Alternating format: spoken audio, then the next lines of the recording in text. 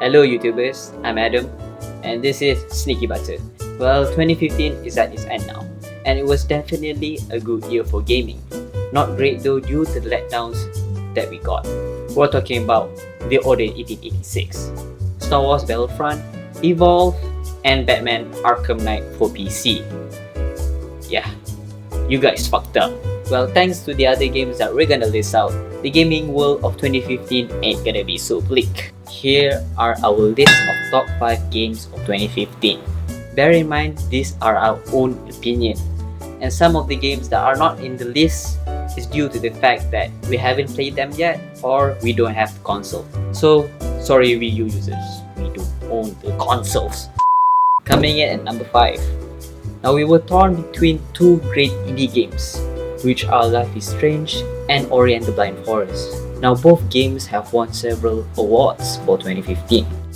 And finally, both games scored perfect 10s on Steam community reviews. Ultimately, we had to give it to Dontnod Entertainment for Life is Strange. The game focuses on Maxine Caulfield, a photograph student with the ability to rewind time. And the choices that she makes ultimately will change the timeline, which leads to a butterfly effect. Gameplay wise, there is nothing to shout about.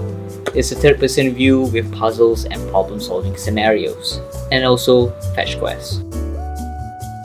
Life is Strange was utterly bad at lip syncing. Like I'm still a waitress at Two Whales after all these years. And the ending was definitely not satisfying enough. It felt like your choices didn't matter at the end, and it ultimately leads to a binary ending. But it is the character development and how Dontnod portray taboo subjects in current times that saved this game to our number 5. With great voice actors and incredible build-up from episode 2 onwards, awesome soundtracks while tackling issues like bullying, gay relationships, with a quirky early 2000s slang. Amazeballs. Number 4 on the list is Undertale, the successful crowdfunding game of 2015 that blew up in every PC gamer's face upon release. You play as a kid living in a world where monsters and humankind are cut off by war.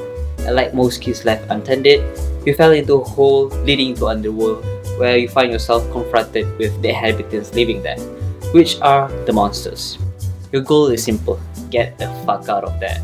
Created by Toby Fox, Undertale is a single-player RPG with a retro 16-bit atmosphere.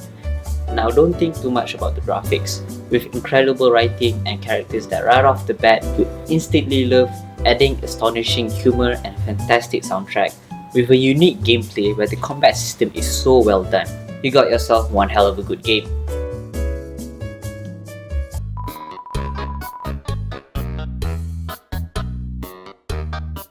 There aren't much flaws in the game, except you can't customize the ugly yellow color of your character's skin. Other than that, this game could be called near perfect. For a reasonable full retail price on Steam, and also with the Steam sales Lord Gaben usually offers, there is no reason why you should not pick this up. Number 3 is Fallout 4, the famous post-apocalyptic Boston simulator. Created and developed by Bethesda, the game emphasizes on an open-world action roleplay. If you ever played Skyrim, it is exactly like that, but with guns instead. Yes. Now before the game was released, Fallout 4 was definitely overhyped. It was everywhere. Hell, even the marketing dime by Bethesda fueled the hype train even more. The short video clips about the special stats drove the Fallout community insane. You must learn to defend yourself using your natural strength. Use anything sharp. But this also creates unforeseen expectations from the gaming community. And most of the time, this amount of hype will crash into disappointment. However, Fallout 4 did manage to satisfy most of the players, with tons of immersive gameplay, fantastic character creations, a better combat system, settlement and shelter creation, and also weapons and armor customizations. And Bethesda did a fantastic job with the morality system. If you're a dick in the game, things will get worse for you. Don't get greedy now. Fallout 4 was definitely one of the most successful games of 2015. The number speaks for itself, with over 12 million units sold. However, the flaws of these games were clearly noticeable. All problems from the previous installments were still in the game. Apparently Bethesda still uses their old game engine, which leads to same problems like horrible AI controls. It is really fucked how your companions are with the constant kamikaze attempts and being trapped in weird places. Hello, I am Baymax, your personal healthcare companion. Now FPS drops and bugs are common in Bethesda games, but for fuck's sake, why did you guys have to make some of the elevator rides so goddamn long? It reminded me of Mass Effect 1. That game was released in 2007.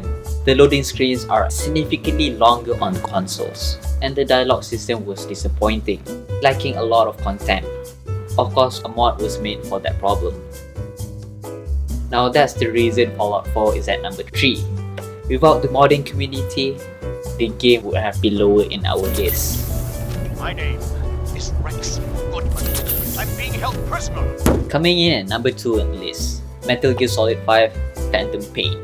Created by Hideo Kojima and published by Konami. Now Metal Gear Solid 5 was critically acclaimed upon release.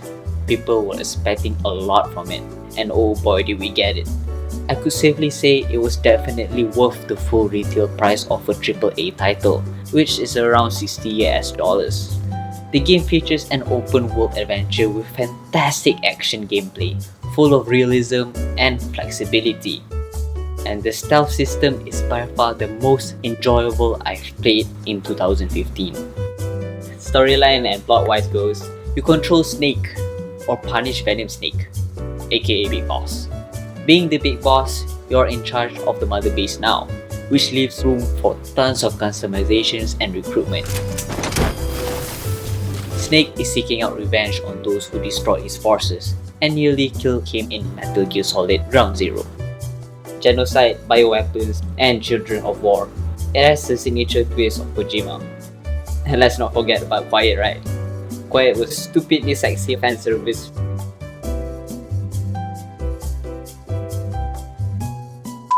Alright, the negative reviews about the games aren't that much. There's only a few flaws I could point out, which are the antagonist wasn't that intimidating.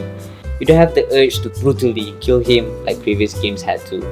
Some other games did it perfectly, such as God of War. Some contents were missing out of the full game version unless you bought the full special edition. Basically, it doesn't affect the game as much because it still runs smooth as fuck. It lives up to its awards: Best Action and Adventure, Best Soundtrack and Score. With massive content and numerous ways of getting shit done, getting bored is almost impossible. If you haven't played the previous franchise, it is still a great game to pick up right now. You stink.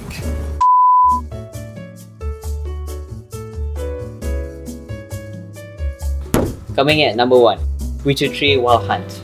No surprise there. Developed and published by CD Projekt Red, Witcher 3 Wild Hunt is an action role-playing with a single player where you control Geralt of Rivia, a potion addict with mad sword skills.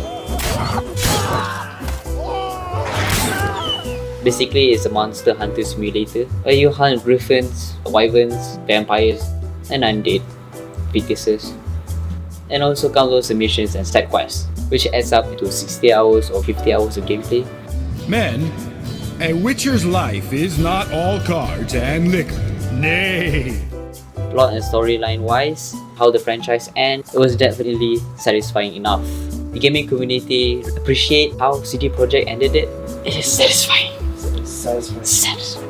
Basically, you don't get good endings on a franchise like Mass Effect and Dead Space. That should how we put on. The game won over 600 of recommendations and good reviews from the community. It won Game of the Year, the cream of the pie. Sometimes you're a real jackass, but I love you, brother. Expansion wise, if you didn't have enough of Geralt of Rivia, there's still expansion releases. Witcher 3 was fantastically done by CD Projekt Red. It ended on a high note, great reviews, great recommendations, few bugs from consoles and PC ports. Good game, get it now. Fuck you. What are you talking about?